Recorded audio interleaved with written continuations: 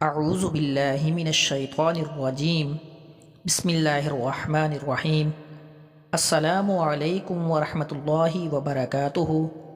Islamic voice HP میں خوش آمدید۔ قربت کے دو انمول طریقے جن پر عمل کرتے ہی حمل ٹھہر جائے۔ میاں بیوی کے تعلق کے ایسے مسائل جن کو جاننا ضروری ہے۔ امام غزالی رحمۃ اللہ تعالی علیہ فرماتے ہیں کہ قربت کرنا جنت کی لذتوں میں سے ایک لذت ہے۔ حضرت جنید بغدادی رحمۃ اللہ تعالی فرماتے ہیں کہ انسان کو قربت کی ایسے ضرورت ہے جیسے خوراک کی، کیونکہ بیوی طہارت کا سبب ہے۔ حدیث پاک میں آتا ہے کہ جس طرح حرام قربت پر گناہ ہے، اسی طرح جائز قربت پر نیکیاں ہیں۔ حضور اکرم صلی اللہ علیہ وآلہ وسلم ارشاد فرماتے ہیں کہ جب کوئی مرد اپنی بیوی کا ہاتھ پکڑتا ہے، اس کے نامہ اعمال میں ایک نیکی لکھ دی جاتی ہے۔ جب اس کے گلے میں ہاتھ ڈالتا ہے تو 10 نیکیاں لکھ دی جاتی ہیں۔ جب قربت کرتا ہے تو دنیا و محفا سے بہتر ہو جاتا ہے۔ جب جنابت کرتا ہے تو پانی جس بال پر سے گزرتا ہے، ہر بال کے بدلے میں ایک نیکی لکھی جاتی ہے۔ ایک گناہ کم ہو جاتا ہے، ایک درجہ بلند ہو جاتا ہے۔ حضرت عبداللہ ابن مسعود رضی اللہ تعالی عنہ سے ایک شخص نے عرض کیا، میں نے جس لڑکی سے شادی کرنی ہے، مجھے لگتا ہے وہ مجھے پسند نہیں کرے گی۔ آپ فرماتے ہیں کہ محبت خدا کی طرف سے ہوتی ہے اور نفرت شیطان کی طرف سے ہوتی ہے۔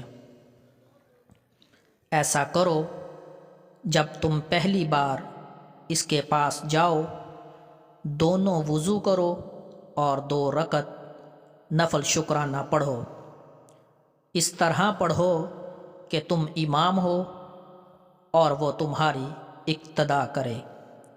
انشاءاللہ تم اس سے محبت وفا کرنے والی پاؤ گے۔ میاں بیوی کے درمیان محبت قائم ہوگی۔ قربت کے وقت بسم اللہ پڑھنا سنت ہے، اور یہ دعا پڑھیے، اے اللہ ہمیں شیطان سے بچا، مگر یاد رکھیں سطر کھولنے سے پہلے پڑھیں۔ سب سے بہتر یہ ہے کہ جب کمرے میں داخل ہوں تبھی بسم اللہ شریف پڑھ کر دایاں قدم داخل کریں۔